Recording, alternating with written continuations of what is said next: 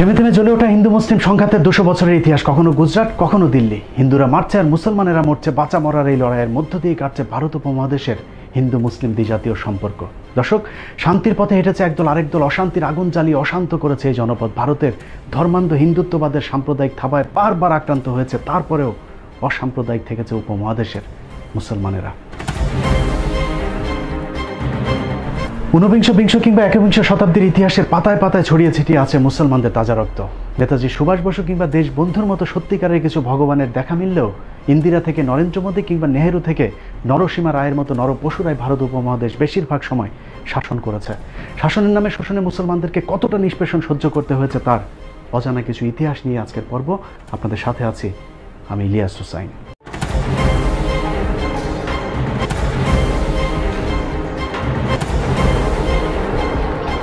হিন্দু শাসকদের শোষণের চিত্র দেখার আগে এক ঝলকে ভারতের মুসলিম শাসনের চিত্রটা একটু দেখে আসা যাক। মোহাম্মদ বিন কাসিম, ইখতিয়ার উদ্দিন, মোহাম্মদ বিন বখতিয়ার খিলজি, কুতুবউদ্দিন আইবেক, মোগল বাদশাহ বাবর, খান জাহান আলী ছাড়াও যেসব অলিয়া উলিয়াদের হাত ধরে ভারত উপমহাদেশের মুসলিম শাসনের গোড়াপত্তন ঘটেছিল, নাম শুনলেই বোঝা যায় তাদের আগমন ঘটেছিল মধ্যপ্রাচ্য থেকে। আরবের এসব বণিকরা বাণিজ্য করতে আসলেও তাদের কারণে আমাদের নিকট পূর্বপুরুষদের কুসংস্কারাচ্ছন্ন অন্ধকার অসাম্যের ধর্ম ছেড়ে আজ আমরা শান্তির পথে। আরবের এসব বণিকরা শুধু নিতেই আসেনি, দিয়েও গেছেন দুহাত ভরে। গোটা ভারতের আধুনিক সভ্যতার 700 বছরের মুসলিম শাসন আমলের স্থাপত্য আর ঐতিহ্যের উপর ভর করে দাঁড়িয়ে আছে। জীবন্ত কিংবদন্তি ভারতীয় ইতিহাসবিদ গোলাম মর্তুজার মতে ইসলামের মহান সাম্য ও শান্তির বাণী আরবদের পোশাক, খাবার, ধর্মীয় রীতিনীতি সবই দারুণভাবে আকৃষ্ট করেছিল এদেশীয় হিন্দু অহিন্দু সহ সব শ্রেণীর মানুষদেরকে। ভারতে মুসলমান আসার আগে কি পরিস্থিতি ছিল এটা একটু জানা দরকার।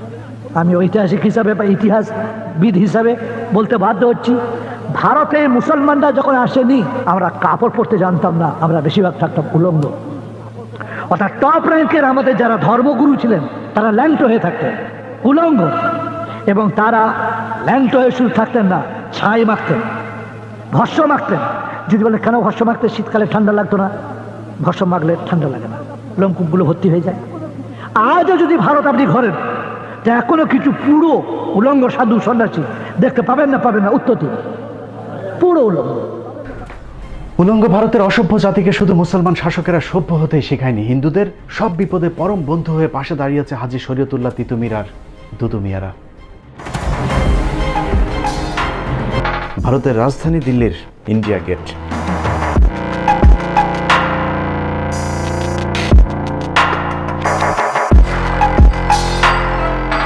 ভারতীয় ইতিহাসের সাক্ষী ইন্ডিয়া গেটের বুক জুড়ে খোদাই করা আছে প্রায় 92,353 জন শহীদের নাম, যার মধ্যে মুসলিম শহীদের সংখ্যা প্রায় 62,945 জন। তারপরেও ইতিহাস বিকৃতির মধ্য দিয়ে মুসলিম নায়কদেরকে হিন্দুদের চোখে সবচেয়ে খলনায়ক বানানো হয়েছে। কথায় কথায় উগ্র হিন্দুরা যাদেরকে পাকিস্তানে চলে যাবার কথা বলে, সেই মুসলিম বীরদের বীরত্বের চিত্রটা দেখলেই পরিষ্কার হয়ে যাবে আসলে ভারত উপমহাদেশে মুসলমানদের অবদান কি। বাংলাদেশের স্বাধীন নবাবের সময় ভারত পরাধীন হয়েছিল তিনাকে দিয়ে শুরু করি। ভারতের স্বাধীনতা রক্ষায় প্রথম শহীদের নাম নবাব সিরাজউদ্দৌলা, যিনি একজন মুসলিম। মির্জাফরের বিশ্বাসঘাতকতায় 1757 সালের 23 জুন পলাশীর যুদ্ধে নবাব সিরাজউদ্দৌলার পতনের পর যিনি ইংরেজদের বিরুদ্ধে প্রথম অস্ত্র হাতে তুলে নিয়েছিলেন তিনি মীর জাফরেরই জামাতা মীর কাসিম, তিনিও একজন মুসলমান। 1764 সালে বক্সারের যুদ্ধে মীর কাসিমের পরাজয়ের মধ্য দিয়ে মুসলিম শাসনের পরিসমাপ্তি ঘটে, আর সেই সাথে ডুবে যায় ভারত উপমহাদেশের স্বাধীনতার শেষ আলোটুকু।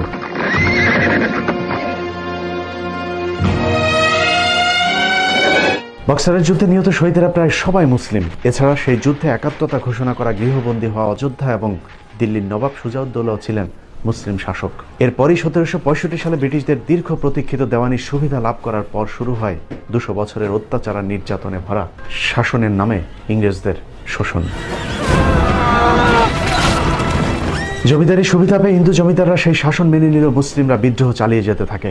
নবাবী শাসন আমলে মাইনা হিসেবে রাজ্যের সৈনিকদের যেসব লাখেরাজ সম্পত্তি দেওয়া হয়েছিল, ইংরেজরা শুরুতেই সেই সম্পত্তি কেড়ে নেয়, যার ফলে এসব সৈন্যরা নিঃস্ব ফকির হয়ে যে আন্দোলন শুরু করেছিল তাকে ইতিহাসে বলা হয় ফকির বিদ্রোহ। বাংলার জীবন্ত ইতিহাস শেরে বাংলা বইয়ের 44 পৃষ্ঠায় উল্লেখিত তথ্য অনুযায়ী ফকির বিদ্রোহে মোট 83,000 মুসলিম সৈন্য অংশ নিয়েছিলেন। মুসলিম শাসকদের নামে মাত্র খাজনার পরিবর্তে কোম্পানির অস্বাভাবিক খাজনা বৃদ্ধির ফলে দিশেহারা হয়ে ভারতের কৃষকেরা কৃষক আন্দোলন শুরু করেন। থেমে থেমে 1800 সাল পর্যন্ত চলা তীব্র সেই আন্দোলনের মূল নেতৃত্বে ছিলেন ফকির মজনু শাহ, চেরাগ আলী, মুসা শাহ, শের আলী, যাদের সবাই প্রায় মুসলমান। 19বিংশ শতাব্দীর শুরুতেই শুরু হয় হাজী শরীয়তুল্লাহর ফরায়েজি আন্দোলন।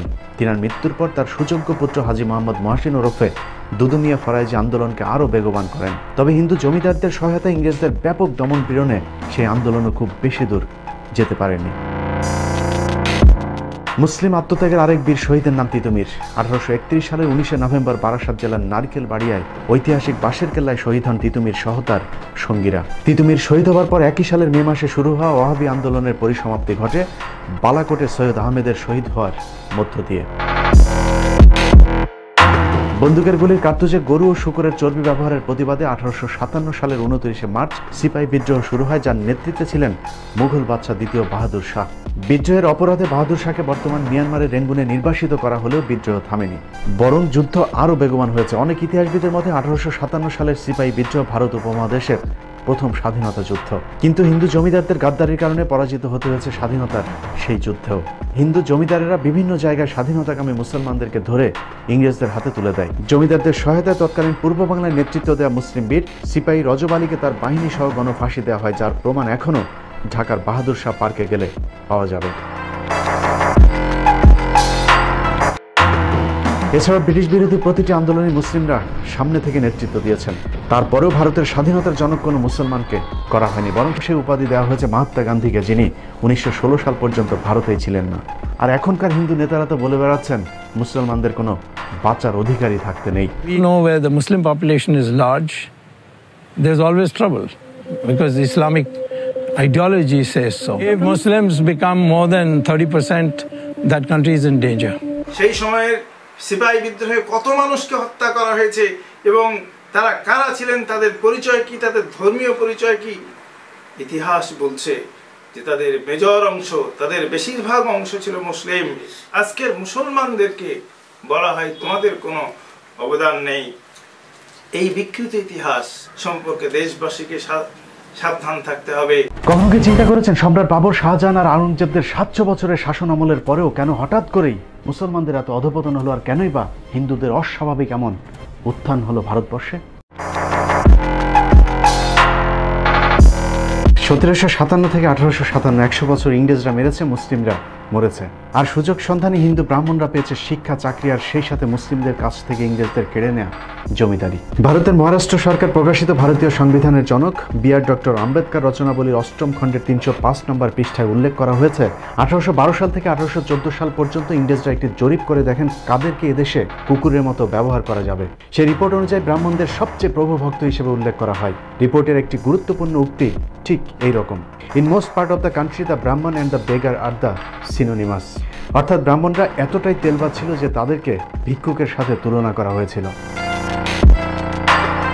এভাবেই কুকুরের মতো হিন্দুরা ইংরেজ মনিবদের কাছে যেতে থাকে, আর মুসলমানদের সাথে ইংরেজদের বাড়তে থাকে দূরত্ব। কিন্তু ব্যাক টু ব্যাক মুসলিম বিদ্রোহের দিশেহারা ইংরেজরা চিন্তা করলো ভারতের টিকে থাকতে হলে মুসলমানদেরকে শিক্ষা ও চাকরিতে টানতে হবে। লর্ড ম্যাকলের নেতৃত্বে 1854 সালে একটি শিক্ষা কমিশন গঠন করা হয়। কমিশনের পরামর্শ অনুযায়ী 1858 সালে ব্রিটিশ সম্রাজ্ঞী মহারানী ভিক্টোরিয়া শিক্ষা কমিশনকে হিন্দু মুসলিম সবাইকে সমানভাবে শিক্ষা ও চাকরিতে সুযোগ দেবার আদেশ দেন। মুসলমানদের একাংশ নারীর সে সিদ্ধান্ত মেনে নিলে ভারত উপমহাদেশে শুরু হয় নতুন আরেক অধ্যায়ের। মুসলিমরা যখন হিন্দুদের স্বার্থপরতা বুঝে নিজেরাও শিক্ষা, চাকরির সুবিধা নিতে রাজি হয়, তখনই একে একে বের হতে থাকে হিন্দুদের আসল হিংসাত্মক চরিত্র। বিদ্যালয়গুলোতে মুসলিম ও নিচু বর্ণের হিন্দুরা পড়াশোনা করতে চাইলেও সেখানে বাধা দেয় হিন্দু ব্রাহ্মণরা। ব্রাহ্মণদের এই বৈষম্য দেখে জাস্টিস স্যার সৈয়দ আমির আলী 1857 সালে বেসরকারিভাবে মুসলিমদের জন্য অ্যাংলো মোহামেডান স্কুল প্রতিষ্ঠা করেন, যেখানে মুসলমানদের পাশাপাশি হিন্দু নিচু বর্ণের মানুষদেরকেও পড়াশোনার সুযোগ দেওয়া হয়। আর এতে আরও ক্ষিপ্ত হয়ে ওঠে হিন্দু ব্রাহ্মণরা, কারণ সে সময় নিচু জাতের হিন্দুদের জন্য বিদ্যা অর্জন তো দূরের কথা, ধর্মীয় গ্রন্থ ছুঁয়ে দেখাও নিষিদ্ধ ছিল। মুসলমানদের শায়েস্তা করতে 1885 সালে হিন্দুরা জাতীয় কংগ্রেস নামে প্রথম ধর্মের ভিত্তিতে সাম্প্রদায়িক একটি রাজনৈতিক সংগঠন গড়ে তোলে। আর সেই সংগঠন থেকে মুসলমানদের শিক্ষার বিরুদ্ধে তীব্র আন্দোলন শুরু করে হিন্দু ব্রাহ্মণরা। পাল্টাপাল্টি অবশ্য নিজেদের শিক্ষার অধিকার রক্ষায় সৈয়দ স্যার আহমেদ আলীগড়ে গড়ে তোলেন Anglo Indian Mohammedan educational association, যা পরবর্তীতে মুসলিম লীগ নামে রাজনৈতিক দলে আত্মপ্রকাশ করে। কিন্তু আগে থেকে শিক্ষায় এগিয়ে থাকা সংখ্যাগরিষ্ঠ হিন্দুদের হিংসাত্মক তৎপরতার সাথে পেরে ওঠা যাচ্ছিল না, যার ফলে বাধ্য হয়ে পূর্ববঙ্গের মুসলিম নেতা নওয়াব স্যার সলিমুল্লাহ, শেরে বাংলা একে ফজলুল হক, নবাব ভিকারুল মুলকরা বঙ্গভঙ্গের দাবি তোলেন। দাবি মেনে লর্ড কার্জন ঢাকাকে রাজধানী রেখে 1905 সালে বঙ্গভঙ্গ করলে পূর্ব বাংলার মুসলমানেরা এগিয়ে যেতে থাকে। পরের 6টি বছর হিন্দুদের ভয়ঙ্কর এক রূপ দেখেছে ভারতীয় উপমহাদেশ। হিন্দুদের ব্যাপক বিক্ষোভের পর 2011 সালে বঙ্গভঙ্গ রদ করা হলো। পূর্ব বাংলার মুসলিম নেতা নবাব স্যার সলিমুল্লাহ ঢাকাতে অন্তত একটি বিশ্ববিদ্যালয়ের দাবি তোলেন। লর্ড হার্ডিঞ্জ সেই দাবি মেনে নিলে হিন্দুরা সেটারও বিরোধিতা করেন, আর যার নেতৃত্বে ছিলেন আমাদের সবার প্রিয় রবীন্দ্রনাথ ঠাকুর। রবীন্দ্রনাথের নাম শুনে অনেকেরই কপাল হয়তো মাথায় উঠতে পারে, কিন্তু ইতিহাস কখনো মুছে ফেলা যায় না। মুসলিম শিক্ষা এবং ঢাকা বিশ্ববিদ্যালয়ের বিরুদ্ধে রবীন্দ্রনাথের নেতৃত্বে ব্যাপক সেই আন্দোলনের অংশ হিসেবে 1912 সালে কলকাতার গড়ের মাঠে বিশাল এক জনসভার ডাক দেওয়া হয়। সেই জনসভায় রবীন্দ্রনাথ ঠাকুর, ঈশ্বরচন্দ্র বিদ্যাসাগর এবং RSS সমর্থিত রাজনৈতিক দল হিন্দু মহাসভার প্রতিষ্ঠাতা সভাপতি শ্যামাপ্রসাদ মুখার্জির পিতা আশুতোষ মুখার্জির নেতৃত্বে হিন্দুদেরকে সাম্প্রদায়িকভাবে খেপিয়ে তোলা হয়। ঢাকা বিশ্ববিদ্যালয় প্রতিষ্ঠার বিরুদ্ধে সশস্ত্র সে আন্দোলনে ব্রিটিশ আমলাদের খুন করার পাশাপাশি হিন্দুদের 7 জন সন্ন্যাসী আত্মাহুতি দেয়। যদিও এসব ঘটনাকে বানোয়াট বলে দাবি করে ভারতীয় অনেক এদেশীয় দালাল। যে মিটিংয়ে রবীন্দ্রনাথের বিরোধিতা করার কথা বলা হয়, এটা নিয়ে গবেষণা করে দেখা গেছে যে রবীন্দ্রনাথ তখন পূর্ব বাংলায় ছিলেন, তিনি কলকাতাতেই ছিলেন না 2 দিন। তো কাজেই আপনার এগুলো সব মিথ্যাচার। এবার ভারতীয় হিন্দুদের মুখে শোনা যাক কলকাতার গড়ের মাঠের সেই জনসভায় রবীন্দ্রনাথ ছিলেন কিনা। সেই গড়ের মাঠে 1912 সালের মার্চ মাসে গড়ের মাঠে সেই মিটিংয়ের এর থেকে অনেক বড় ডায়াস হলো, তার সভাপতি হলেন বিশ্বকবি রবীন্দ্রনাথ ঠাকুর। কিসের জন্য মিটিং জানেন? মিটিংটা হলো ইংরেজ গভর্নমেন্ট তখন প্রস্তাব দিয়েছে ঢাকাতে একটা ইউনিভার্সিটি করবে, বিশ্ববিদ্যালয় ঢাকাতে, তখন কলকাতায় আছে। সেখানে প্রস্তাব পাশ হচ্ছে ঢাকাতে যেন বিশ্ববিদ্যালয় ইংরেজ গভর্নমেন্ট না করে। কেন বলেন তো? সেখানে বিশ্ববিদ্যালয় হলে মুসলমানরা লেখাপড়া শিখবে। কারো মুখের কথা বিশ্বাস না করলেও চলবে। 1912 সালের 18 মার্চ গড়ের মাঠের সেই জনসভায় সভাপতি ছিলেন রবীন্দ্রনাথ নিজে, যার প্রমাণ কলকাতা ইউনিভার্সিটির রিপোর্ট B4-এর 130 নম্বর পৃষ্ঠায় সংরক্ষিত সভাপতির ভাষণ। রবীন্দ্রনাথের ঐতিহাসিক সেই ভাষণের একটি জায়গায় তিনি বলেছিলেন, চাষার ছেলেরা যদি বিশ্ববিদ্যালয়ে পড়ে তাহলে ক্ষেত খামারে কামকাজ করবে কারা। শুধু এটাই নয়, শ্রী নীরজ চৌধুরীর the autobiography of unknown India বইয়ের তথ্যানুযায়ী রবীন্দ্রনাথ মুসলিমদের বিদ্রুপ করে বলতেন, মুসলমানরা হচ্ছে লাইভ স্টক, গৃহপালিত পশু। কিন্তু সেই ইতিহাস এখন আর কেউ পড়ে না। 1971-এর পর বদলে যায় সবকিছু। চরম মুসলিম বিদ্বেষী রবীন্দ্রনাথ এখন আমাদের প্রাণের কবি। দুর্গাকে উদ্দেশ্য করে যার লেখা কবিতাটাই এখন আমাদের জাতীয় সঙ্গীত। হিন্দুদের মা দুর্গাকে নিয়ে লেখা যে কীর্তনকে আমরা জাতীয় সঙ্গীত হিসাবে গেয়ে থাকি, সেটার মূল গান 25 লাইনের। 1905 সালে লেখা একটি গানকে হাস্যকরভাবে 1971 সালে স্বাধীন হওয়া একটি দেশের জাতীয় সঙ্গীতের স্বীকৃতি দেওয়া হয়। উইকিপিডিয়ার তথ্য অনুযায়ী যে গানের সুর আবার চুরি করা হয়েছিল গগন হারকরা নামের এক লোকসঙ্গীতের শিল্পীর গাওয়া গান থেকে। সেটা তো সমস্যা নেই, মূল সমস্যা হলো হিন্দুদের মা দুর্গাকে নিয়ে লেখা গানের বিশেষ যে কয়টি লাইন বাদ দেওয়া হয়েছে, সে লাইনগুলো পড়লেই সবার কাছে পরিষ্কার হয়ে যাবে এটা আসলে বাংলাদেশের জাতীয় সঙ্গীত নাকি আমাদেরকে দিয়ে কৌশলে মূর্তির গুণগান করানো হচ্ছে। 71-এর পর রবীন্দ্রনাথ, ঈশ্বরচন্দ্রদের মতো এরকম অনেক মুসলিম বিদ্বেষীদেরকে আমাদের ইতিহাসে সুপ্রতিষ্ঠিত করা হয়েছে, অথচ যাদের কারণে আমরা আজ আলাদা ভূখণ্ডে বিদ্যা অর্জন করার সুযোগ পেয়েছি, সেই সব নায়কদেরকে আমাদের চোখে করা হয়েছে খলনায়ক। আজকের ঢাকা বিশ্ববিদ্যালয় প্রতিষ্ঠায় যাদের অবদান সবচেয়ে বেশি, তাদের দুজনের মধ্যে একজন নবাব স্যার সলিমুল্লাহ, জিনার দান করা 600 একর জমির উপর দাঁড়িয়ে আছে আজকের ঢাকা বিশ্ববিদ্যালয় এবং বুয়েট। স্যার সলিমুল্লাহর নাম নিভু নিভু করে আমাদের ইতিহাসে জ্বললেও মুছে গেছে আরেক মহামানব মোহাম্মদ আলী জিন্নার নাম। 1971 সালের আগ পর্যন্ত মোহাম্মদ আলী জিন্নার নামে থাকা জিন্না হলটিও এখন বদলে হয়েছে সূর্য সেন হল। অথচ এই সূর্য সেন বঙ্গভঙ্গ এবং ঢাকা বিশ্ববিদ্যালয়ের প্রতিষ্ঠার ঘোর বিরোধী ছিলেন। আর জিন্না হচ্ছে সেই ব্যক্তি যিনি বড় লাটের কাছে হিন্দুদের 18 বার প্রবল আপত্তি সত্ত্বেও ঢাকা বিশ্ববিদ্যালয় বিল আইন পরিষদে পাশ করানোর জন্য ইম্পেরিয়াল লেজিসলেটিভ কাউন্সিলে যুদ্ধ করেছিলেন। ভারতের বিখ্যাত লেখক শৈলেশ কুমার বন্দ্যোপাধ্যায়ের লেখা জিন্না পাকিস্তান নতুন ভাবনা বইয়ের 26 নম্বর পৃষ্ঠার তথ্য অনুযায়ী 1971 খ্রিস্টাব্দে জিন্না ইম্পেরিয়াল লেজিসলেটিভ কাউন্সিলে যে ঐতিহাসিক বক্তৃতা দিয়েছিলেন তার মধ্যে ঢাকা ও পাটনা বিশ্ববিদ্যালয় বিল অন্যতম। জিন্নার সেই বিলের উপর ভিত্তি করে 1921 সালে প্রতিষ্ঠিত হয় প্রাচ্যের অক্সফোর্ড খ্যাত ঢাকা বিশ্ববিদ্যালয়। শুধু ঢাকা বিশ্ববিদ্যালয় নয়, জিন্নার কারণে বাংলাদেশ ও পাকিস্তানের মুসলিমরা আজ আলাদা ভূখণ্ড পেয়েছে। তা না হলে আমাদেরকেও হয়তো কাশ্মীর, হায়দ্রাবাদ কিংবা দিল্লির মুসলমানদের মতো ভাগ্যবরণ করতে হতো। এভাবেই ভারতীয় দালালেরা বাংলাদেশের বুক থেকে একের পর এক দেশপ্রেমিক মুসলমানদের নাম মুছে ফেলার ষড়যন্ত্র করছে। মুক্তিযুদ্ধের বিজয়ের মুহূর্তে ভারতীয় জেনারেল অরোরাকে রাখা হলেও রাখা হয়নি বাংলাদেশের সর্বাধিনায়ক জেনারেল ওসমানী কিংবা কোনো সেক্টর কমান্ডারকে। স্বাধীনতার পর থেকে ভারত বাংলাদেশের উপর দাদাগিরি চালাতে থাকে। ভারতের লুটপাটের যে যখন বাধা দিয়েছে তাকেই গুম করা হয়েছে। 1972 সালের এপ্রিলে ভারতীয় বাহিনী বাংলাদেশ ছেড়ে গেলেও বাংলাদেশকে তারা সবসময় নিয়ন্ত্রণ করেছে। যখন যে রাজনীতিবিদ তাদের বিপক্ষে কাজ করেছে তাকেই করুণভাবে হত্যা করা হয়েছে। অভিযোগ আছে বঙ্গবন্ধু হত্যাকাণ্ড ভারতের পরোক্ষ মদত ছিল। যুদ্ধের পর বাংলাদেশের উপর ভারতের একক আধিপত্য মেনে না নেওয়া, বিভিন্ন দেশ থেকে আসা ত্রাণের হিসাব চাওয়া, এপ্রিলের মধ্যে ভারতীয় সেনাবাহিনীকে বাংলাদেশ ছাড়তে বাধ্য করা এবং ভুট্টোকে রাষ্ট্রীয় অতিথি হিসেবে বাংলাদেশে আনা সহ বেশ কয়েকটি বিষয়ে শেখ মুজিবের সাথে ভারতের সম্পর্কের টানাপোড়েন হয়। যে কারণে 15 আগস্টের সেনা বিদ্রোহের বিষয়টি ভারতীয় হাইকমিশন দিল্লিকে জানালেও মুজিবকে কেউই অবগত করেনি।